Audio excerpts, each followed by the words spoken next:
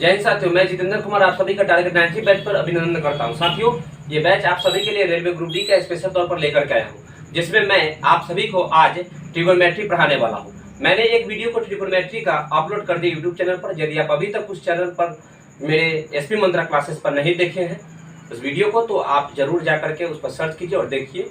बहुत ही बेसिक से मैं जीरो लेवल से उस प्रश्न को मैंने और कई बेसिक टॉपिक्स को मैंने पहले से भी अपलोड कर दिया है और आप उसको देख करके आप लाभान्वित हो सकते हैं। साथियों, इससे पहले कि आप हमारे चैनल पर अभी तक मेरे चैनल को सब्सक्राइब नहीं किया है तो अपने चैनल को आप सब्सक्राइब कर लीजिए और बेल आइकन को दबा दीजिए।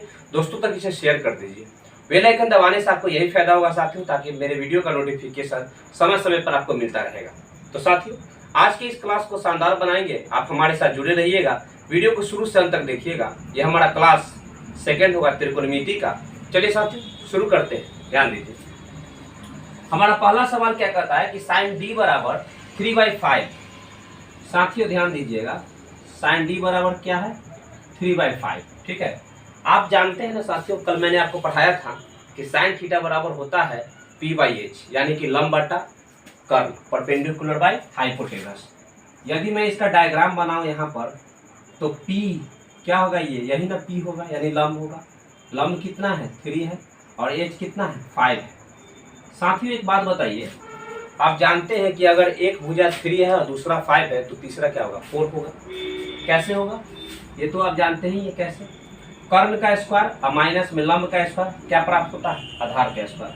कर्ण का स्क्वायर मतलब कितना? 25 और माइनस लंब का स्क्वायर मतलब 9 बटा में कितना बचेगा? 16। 16 का स्क्वायर रूट करेगा तो कितना प्राप्त होगा? 4 प्राप्त होगा। यानी हमारा बेस पता लग चुका है। ठीक है, अब बताइए प्रश्न में बोला क्या है, सो जरा ध्यान दीजिएगा। प्रश्न में बोला है कि sine D plus cos D, sine D plus cos D. तो साइन डी का मतलब क्या हो जाएगा? साइन डी का मतलब जो दिया हुआ है, कितना है दिया हुआ? 3/5 प्लस कॉस डी का मतलब क्या हो जाएगा साथियों? Cos D. आप जानते हैं कि कॉस थीटा बराबर क्या होता है? B/H। तो B/H का मतलब क्या हो जाएगा? B का मतलब आधार और H का मतलब कर्ण, यानी 4/5। पावर में 2 है तो पावर 2 दे दीजिए। इसका क्या हो जाएगा? बेस से दोनों का जो देखिए यहाँ पे हर क्या है? समान है, तो क्या हो जाएगा? 3 प्लस में 4 पावर में 2, 4 3 7 बट्टा में 5 के स्क्वायर। ये कितना देगा साथियों? 7 और बट्टा में 50 25। क्यों? क्योंकि स्क्वायर था दोनों पर, अंश और हर दोनों पर था, हमने स्क्वायर चढ़ा दिया। 7 के स्क्वायर 49 और 5 के स्क्वायर कितना आ जाएगा? 25। 49/25। ऑप्शन नंबर बी हमारा परम सत्य उत्तर होगा साथियों। ठीक है, चलिए इसे नोट कर लीजिए। चलिए, पूरे बेसिक से साथियों पढ़ा रहा हूँ आपको, अच्छी तरह से सीखिएगा। ये एग्जाम में पूछे जाते हैं ऐसे सवाल। ठीक है, इस बार भी ग्रुप डी में पूछे जाएंगे। ठीक है, चलिए नोट कीजिए। अब हम लोग बढ़ेंगे अगले सवाल की ओर। साथियों, आपका अगला सवाल क्या कहता है, जरा ध्यान दीजिएगा। बहुत ही शानदार सा सवाल है, जरा ध्यान दीजिए। यदि साइन ए अनुपात कॉस ए, समझ रहे हैं साथियों, बराबर 4:7 है, तो 7 साइन ए माइनस में 3 कॉस ए बट्टा 7 साइन ए प्लस में 2 कॉस ए का मान क्या होगा? जरा गौर कीजिएगा। अगर साइन ए रेशियो में दिया हुआ है तो क्या मैं इसे बटा में लिख सकता हूँ? जरूर लिख सकता हूँ साथियों। तो 4 कितना हो जाएगा? 7। इसका मतलब है साथियों, ध्यान दीजिएगा, साइन ए का मान कितना है? 4 और कॉस ए का मान कितना है? 7। इस बात से सहमत है? अगर सहमत है तो यहाँ पे पुट कीजिए मानों को। 7 गुने साइन ए का मान कितना होगा? 4 और माइनस 3 इंटू कॉस ए का मान कितना है? 7 बट्टा में 7 गुना साइन ए का मान कितना है? 4 प्लस 2 इंटू कॉस ए का मान कितना है? 7। ये हो जाएगा 7 चौक 28 और माइनस में 7 21 बट्टा में 7 चौक 28 और प्लस में 7 दूना 14। घटाएंगे साथियों तो कितना होगा? 4 में से 1 गया तो 3 और बट्टा में क्या बचेगा? 8 और 4 12 के 2 हासिल 1 2 3 1 4। ठीक है ना? 3 से अगर हम इसे काटेंगे तो 3 का 3 और 3 चौका 12, यानी कि 1/4 14 कितना आ जाएगा साथियों 1/14। कहीं कुछ गड़बड़ तो नहीं ना हुआ है, जरा सा गौर से देख लीजिएगा एक बार, कहीं कुछ गड़बड़ तो नहीं ना हुआ है साथियों। ये हमने 7 चौक, ओहो गड़बड़ तो हुआ है, यहीं पे 7 चौक 28 हो जाएगा ना, यहाँ पे 7 चौक 28। अब हम इसको क्या करेंगे, ध्यान से देखिए फिर से कैलकुलेशन को। 28 में से हम क्या करेंगे 21 को घटाएंगे तो क्या बचेगा 7 बट्टा में 8 4 12 के 2 हासिल 1 2 3 1 4, 7 के पारा से 7 में 7 चौक 42, यानी 1/6 हमारा परम सत्य उत्तर होगा साथियों। ऑप्शन नंबर ए हमारा आंसर हो जाएगा। ठीक है, चलिए इसे भी आप नोट डाउन कर लीजिए साथियों।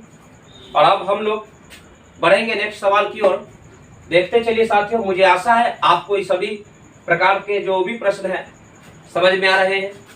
चलिए बढ़ते हैं अब अगले सवाल की ओर। चलिए साथियों देखते हैं अगले सवाल को। अच्छी तरह से साथियों मैं आपको सिखा रहा हूँ। मैं आपसे हाथ जोड़कर विनती करूंगा साथियों कि आप पढ़िए, मेहनत कीजिए साथियों, क्योंकि बिना मेहनत के इस संसार में कुछ भी प्राप्त नहीं होता है। ठीक है, इसलिए आपको सफलता प्राप्त करना है तो आपको मेहनत करना ही पड़ेगा, जी तोड़ मेहनत करना पड़ेगा साथियों। आप हमारे साथ बने तो रहिए, शुरू से अंत तक बने रहिएगा साथियों। हर चीज को मैं पूरे बारीकी से, बेसिक से हाई लेवल तक लेकर के चलूंगा साथियों। ठीक है, ध्यान दीजिएगा।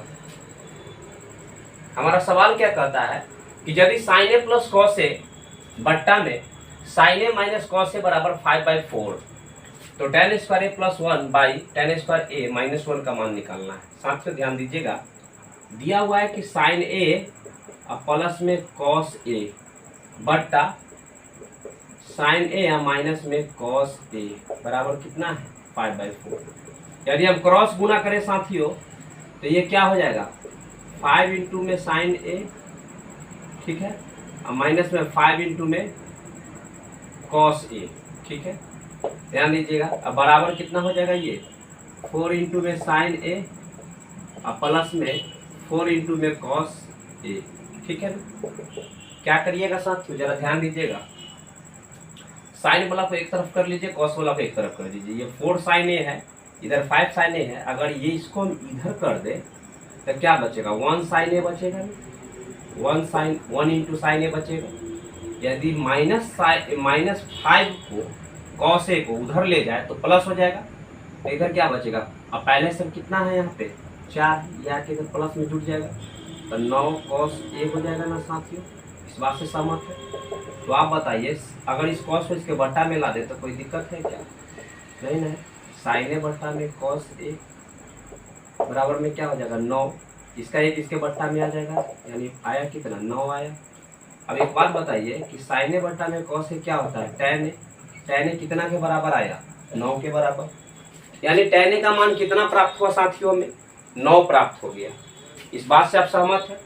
ध्यान दीजिएगा, जब tan ए का मान हमें पता लग चुका है कि tan ए का मान कितना है 9 के बराबर है।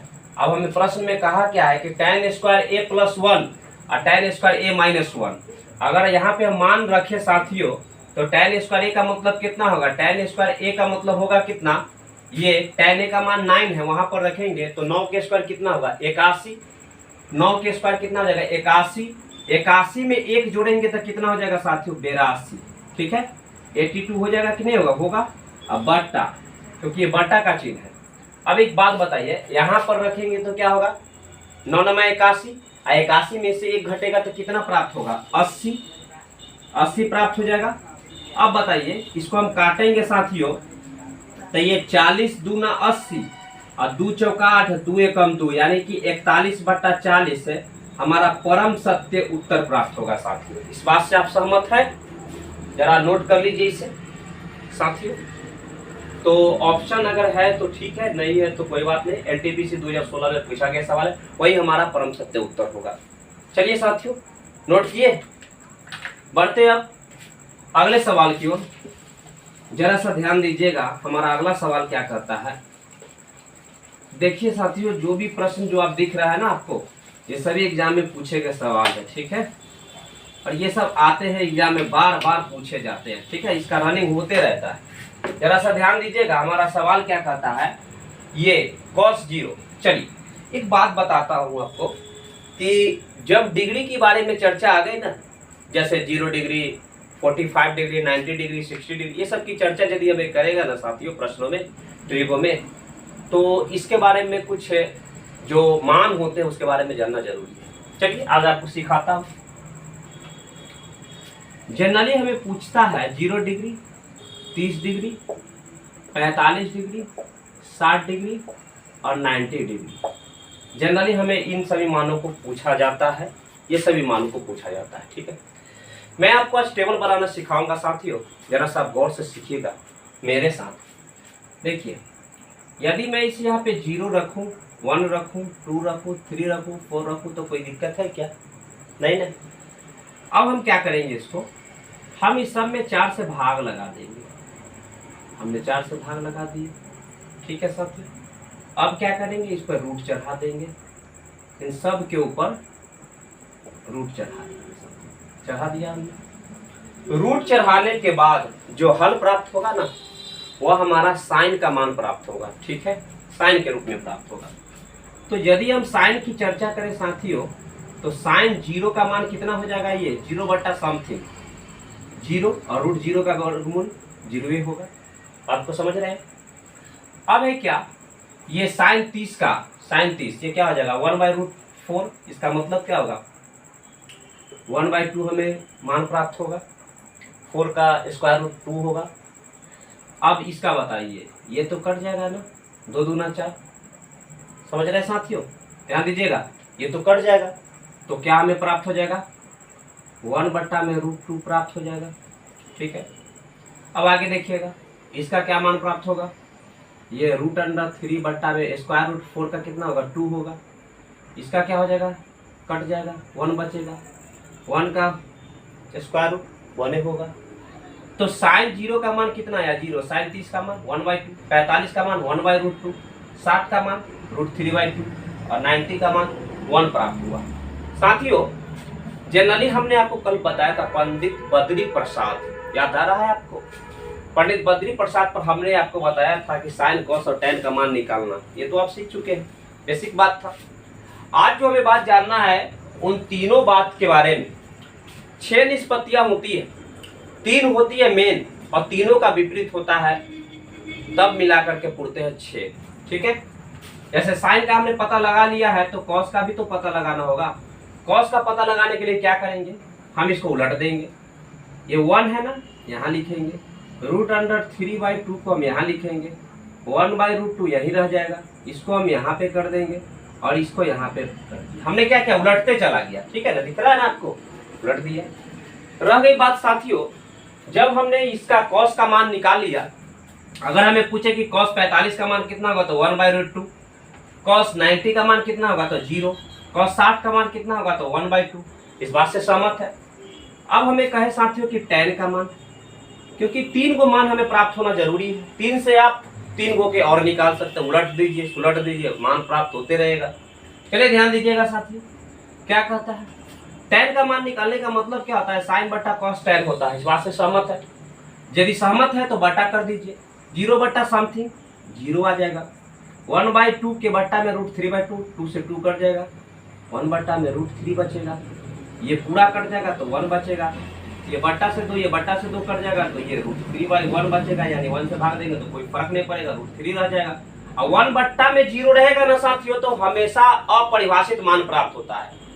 0 बट्टा समथिंग 1 2 3 4 कुछ भी है तो 0 प्राप्त होगा, जबकि उसी को उलट देते हैं। जैसे देखिए 0 बट्टा 1 0 आया, इसको उल्टा हो गया, बट्टा में 0 रहेगा ना तो कभी मान नहीं निकलेगा, तो ये मान इन्फिनिटिव या इसी को हम बोलते हैं अपरिभाषित। ठीक है साथियों, जब हमें ये प्राप्त हो गया तो आप बताइए, अब कॉट का मान निकालना, उलट दीजिए टैन को। सेक का मान निकालना तो कॉस वाला को उलटते जाइए, कॉसेक का मान निकालना कोई भी डिग्री का तो साइन को उलटते जाइए। समझ रहे हैं ना? चलिए नोट कर लीजिए इसे अच्छी तरह से, और इसी पर हमारा सवाल बनेगा साथियों। चलिए बढ़ते हैं, चलिए ध्यान दीजिएगा।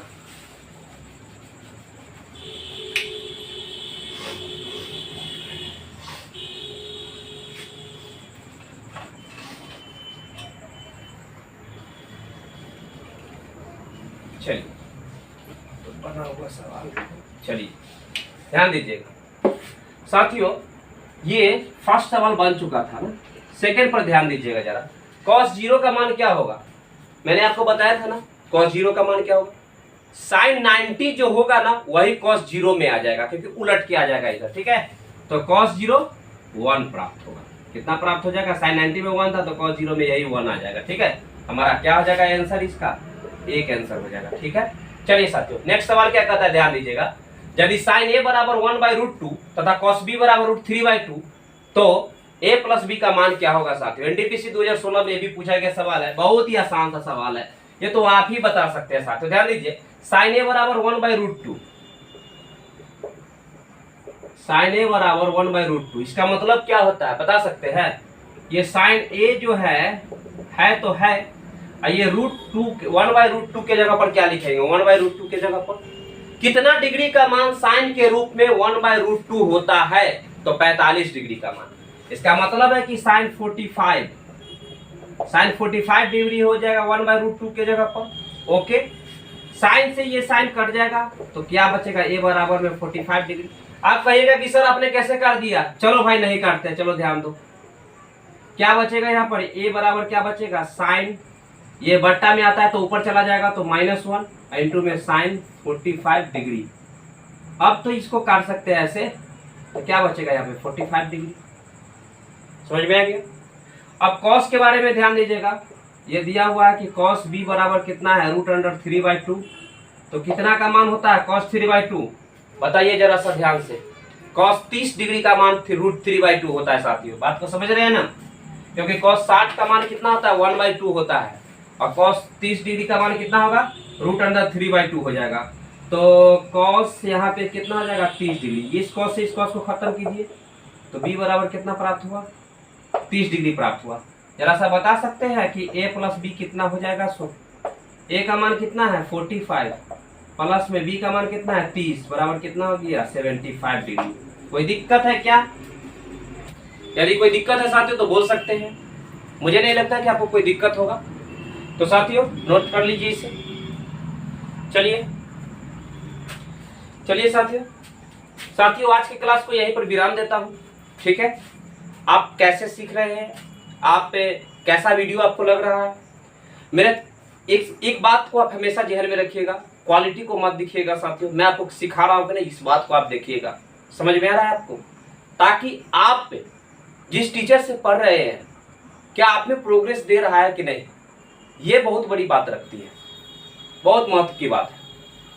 तो साथियों मुझे आशा है मेरे सारे विद्यार्थी अच्छी तरह से सीख रहे हैं और निश्चित तौर पे एक दिन सफलता को प्राप्त करेंगे। इसलिए साथियों रोज कहता हूँ, आज भी कह रहा हूँ, खुश रहिए, मोटिवेट रहिए, खूब मेहनत करते रहिए और अच्छी तरह से सफलता को प्राप्त कीजिए साथियों। फिर मिलते हैं कल नेक्स्ट वीडियो में। जय हिंद।